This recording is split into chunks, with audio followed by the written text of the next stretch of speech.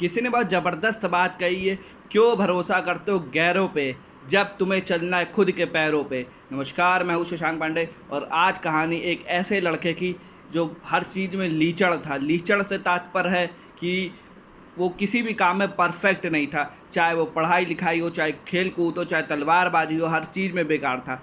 उसके पिताजी ने अपने सोर्स से उसको कई दुकानों पे कई जगह लगाया, लेकिन वो हर जगह असफल होता गया। उसके पिताजी के एक मित्र थे जो कि राजा जी की सेना में सेनापति थे। उनके लड़के को ये चीज़ पता चलती, उनका लड़का उनसे कहता है कि पापा आपके मित्र हैं, आप बात करिए, मुझे सेना में जाना है। काफ़ी जिद करता है तो उसके पिताजी कहते हैं चलो कोई बात नहीं, शायद इसका यहाँ भविष्य बन जाए।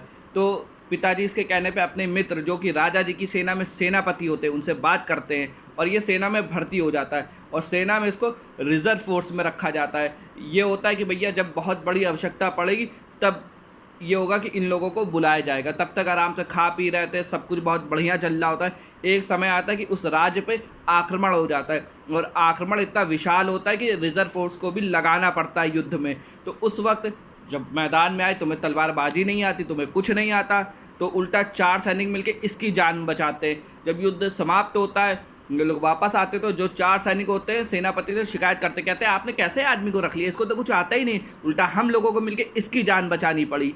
तो सेनापति चूंकि मित्र का बेटा होता है तो ऐसे डांट भी नहीं सकता, लेकिन दूसरों के सामने दिखावा भी करना है, तो कहता है ठीक है, तुम यहाँ के काबिल नहीं हो, तुमको दरबार में रखूँगा। तो खैर दरबार में चला जाता है ये।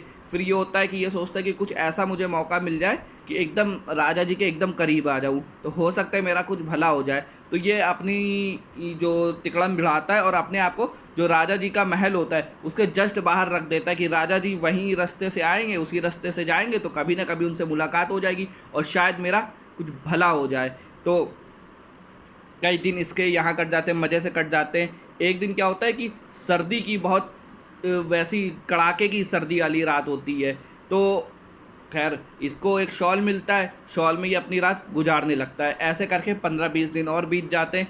एक बार क्या होता है कि ये ऐसे ही बैठा होता है, रात का समय होता है, राजा जी गुजरते हैं। राजा जी कहते हैं कि एक शॉल में तुम ये सर्दी की रातें काट रहे हो, मैं अभी अंदर जाऊंगा और तुम्हारे लिए एक गर्म मखमली कंबल लेके आऊँगा। तो खैर ये खुश हो जाता है कि ठीक है आ रहा है। तो ये पूरी रात उस मखमली कंबल के कि आएगा, मुझे गर्मी देगा वो कंबल, उसके इंतज़ार में खड़ा रहता है। और ठंड तो ठंड होती, एक समय था जब ये शॉल इसे गर्माहट देती, लेकिन कंबल की आस में ये शॉल इसको बेकार लगने लगती, तुच्छ लगने लगती है। कहता है इसमें कोई मज़ा नहीं, वो कंबल आएगा उसमें मज़ा आएगा। क्या राजा तो राजा है, किसी काम में व्यस्त हो गए, भूल गए आना। जब सुबह राजा जी वहाँ से गुजरते हैं तो ये मरा पड़ा होता है। तो राजा जी कहते हैं अरे मैंने तो इससे कहा था कि मैं इसको कंबल ला के दूंगा। तो ये एक छोटी सी कहानी हमें जीवन में ये सिखाती है, हमें ज़िंदगी में किसी का सहारा नहीं करना चाहिए, क्योंकि सहारे अक्सर लोगों को खोखला कर देते हैं।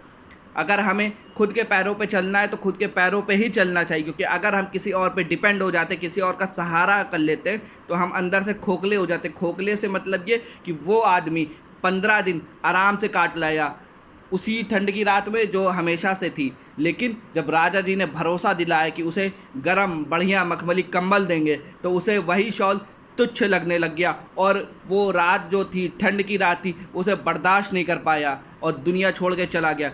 इसलिए हमें खुद पे भरोसा करना चाहिए, ना कि दूसरों पे। हम खुद के पैरों पे खड़े हो, ना कि दूसरों के, क्योंकि सहारे अक्सर हमें अंदर से खोखला कर देते हैं। जय हिंद, जय भारत, भारत माता की जय।